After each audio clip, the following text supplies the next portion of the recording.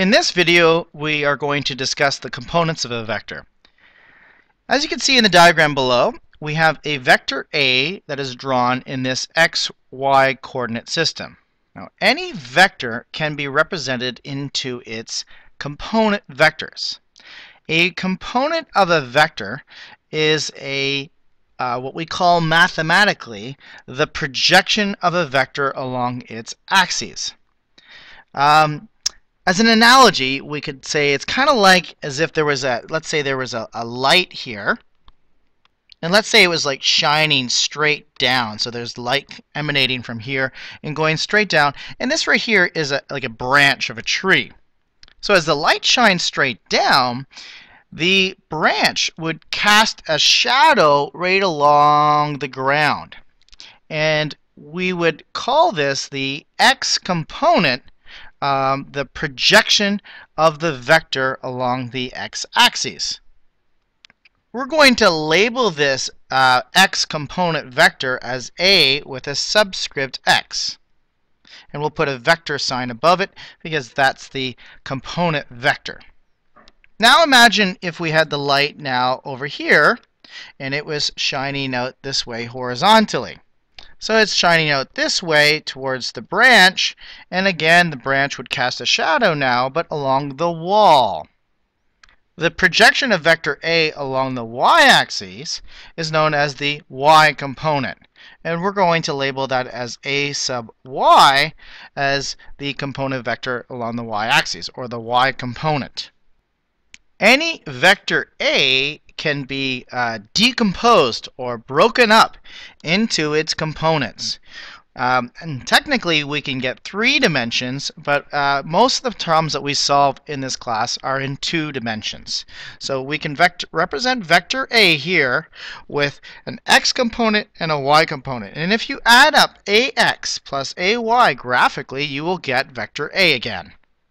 The process of decomposing or breaking up a vector into its x and y components is called resolving a vector. So then the components are add up. Ax plus ay add up to the original vector A. In many of our future physics problems that we'll be solving, you will have to resolve a vector like A into its x and y components. Sometimes as well, you'll have to reassemble them back to the original vector, given the x and y components, and get the final vector A. Okay, in our next objective in this video, we want to learn how to calculate what is the x component and what is the y component when you're given the vector A, you know its magnitude, the length of this arrow, and the angle theta with respect to, say, the x-axis. At this point in the video, you may wish to jump back a couple of videos and review our video on trigonometric functions. Hopefully you recall the right triangle with the hypotenuse side, the opposite side to the given angle theta, and the adjacent side. You should know the following trigonometric ratios. Sine theta equals the opposite side divided by the hypotenuse. Cosine theta equals the adjacent side divided by the hypotenuse, and finally tan theta equals the opposite side divided by the adjacent side. So I'm going to erase all of this now, and I'm going to take a look at this picture over here and make a right triangle with vector A, ax, and ay. Now ay is over here along the y-axis, but I can retransplant that over here. So I'm really looking at this triangle right in here with a right angle right there. Let's redraw that triangle over here.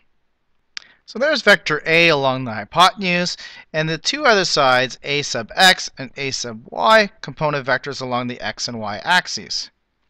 You should also know one of the angles in the triangle. We'll label ours, which is given here with respect to the x-axis, we'll label that as theta. To simplify things, let's deal with just components rather than component vectors. So we're only going to be dealing with the numbers. So I'll remove all the arrows and above the symbols and the arrowheads that were in our triangle. So let's say we are given A and theta. So using the magnitude of A and the direction that it's given by the angle theta, we would like to develop trigonometric functions or ratios that are involving A sub x, A and theta, and then involving A sub y, theta and A. Can you think of a few? Sine theta is equal to the opposite side, A sub y, divided by the hypotenuse, which is A. We also have cosine theta, which is equal to the adjacent side, A sub x, divided by the hypotenuse, A. Rearranging for A sub y and A sub x, if we were just to get rid of the A by multiplying both sides by A, we get A sub y equals A times sine theta. And we get A sub x is equal to A times cosine theta. These equations we'll be using very often, so we'll write them down over here. And I'll highlight them. But just be careful. These equations would only work if your angle theta over here is provided that it was measured with respect to the positive x-axis. If, for example, you had an angle phi up here that is measured with respect to the positive y-axis, then the equation would switch around, and A sub x would be A times the sine of phi. And the y component would be equal to A times the cosine of phi. So be careful. Often the angle theta is given with respect to the x-axis, but if you have an angle given with respect to the y-axis, then you don't use these formulas, you're going to use these ones. Try not to memorize these equations. It's more important to be able to draw out the triangle, labeling out the components with the appropriate angle. If it's theta, then you can go ahead and use that. But if you're given the angle phi up here, which comes out to be here as well, then you'll have to use these equations. Instead of memorizing them, just draw out the triangle, come up with the appropriate trig ratios, and then you can go back to here.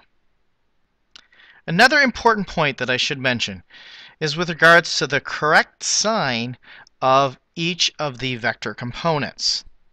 Let's consider this xy system. And let's say we have a vector A along this first quadrant. I'm going to drop vertical and horizontal lines to each axis, and then we can draw our x and y components of this vector A. And both of these components are positive because they point along the positive x-axis and the positive y-axis. But let's say we have a vector B that is pointing in the second or upper left quadrant. These vector components bx and by from this vector B are not both positive. by is positive because it goes along the positive y-axis, but bx is actually negative because it's pointing along the negative x-axis. So be careful here. If we have, say, vector C in the third quadrant with x and y components along the negative x-axis and the negative y-axis, both of these components are now negative. And lastly, if we have a vector D in the fourth quadrant with x and y components, the x would be positive because it's along the positive x-axis, but the y component of D would be negative because it points along the negative y-axis.